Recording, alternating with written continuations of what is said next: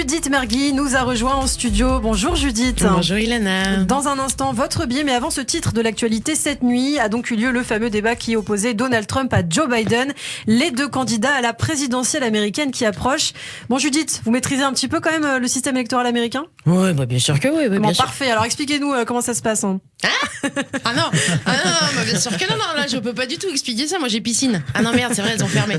Bon alors non, franchement je vous l'avoue, moi les élections US, j'y comprends que dalle. Franchement c'est flou comme le judo pour moi, j'ai bien compris qu'il y avait baston, mais je comprends rien aux règles. Mais personne n'y pige rien d'ailleurs. Bon, du coup vous êtes quand même un peu renseigné pour écrire cette chronique. Oui, enfin en tout cas j'ai regardé tous les films où Harrison Ford joue le président et sauve l'Amérique, ça m'a pris 2 semaines ces conneries. Non d'ailleurs attendez, laissez-moi vous dire un truc au sujet des élections américaines, ça n'a plus du tout la même classe qu'avant. Ah bah on est loin des JFK et des Lincoln. Maintenant on a Kanye West et des Trump. Avant ça ressemblait à un film de Spielberg, maintenant ça ressemble à un épisode des Anges de la télé-réalité. Vous voulez que je simplifie un peu l'explication, Judith ? Oh, ça va là, il se calme lui, le Christophe avec son ton condescendant. Non, bon je vous la fais très simple. En gros il y a 2 partis, ok ? Bon répondez ok s'il vous plaît. Ok. Il y a 2 partis, ok ? Voilà, il y a les républicains, les démocrates, ok.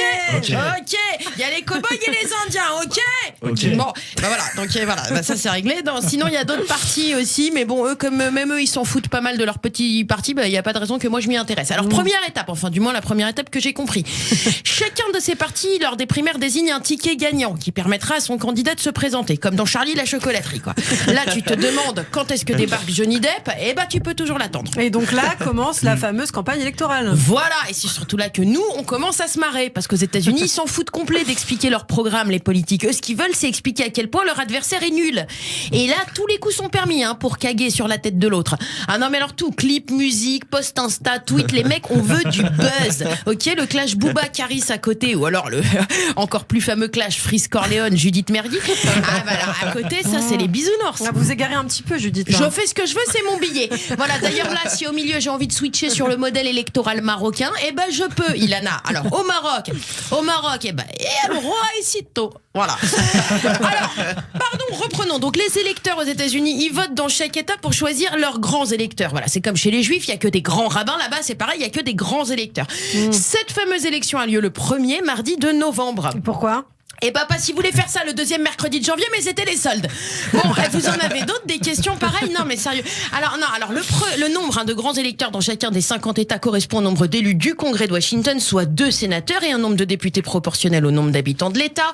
Les grands électeurs sont donc 538. Et là, on se dit, mais qu'est-ce qu'on s'en fout, Judith, de cette info ? Et là, moi, je réponds, effectivement, mais j'ai bossé, donc j'ai envie de le montrer à tout le monde. Et surtout, ça m'a filé une migraine, du coup, je vous en fais profiter. Alors ensuite, les grands électeurs, eux, ils vont voter pour le président. Normalement, ils se contentent juste de répercuter le vote des électeurs. Mais il y a quand même suspense.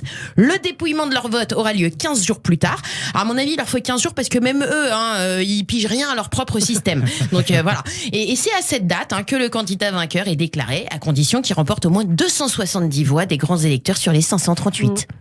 Mais rien n'empêche, je crois, des candidatures indépendantes. Il est naïf, cet enfant. Non, alors ça, c'est du bullshit, parce que je suis bilingue, donc je m'adapte.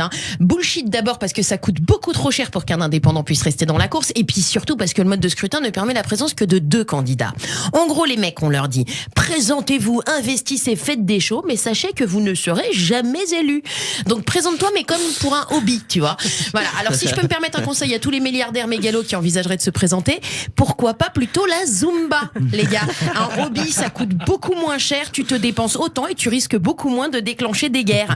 Et puis surtout, les ricains, ça leur éviterait de se retrouver avec des personnages des Simpsons à la tête du pays. Vous pensez qu'on pourrait simplifier le système électoral américain ? Évidemment. Moi, par exemple, quand j'étais déléguée en CM1, voilà, j'ai promis à tous ceux qui voteraient pour moi de les inviter à ma boum et de leur offrir 2 places pour le concert des J-Squad.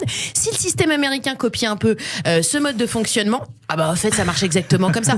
Bon, écoutez, si normalement, avant ce billet, vous ne comprenez rien aux élections US, là, au moins, une chose est sûre, grâce à mon billet, vous n'y comprenez toujours rien. Mais vous inquiétez pas, je reviens la semaine prochaine avec un exposé complet sur le fonctionnement de la chambre de commerce hollandaise. On va se marrer. Merci Judith, c'est très clair, j'espère pour vous tous sur le plateau. En tout cas, pour nous, c'est très clair. Merci Judith. À demain sur Radio J.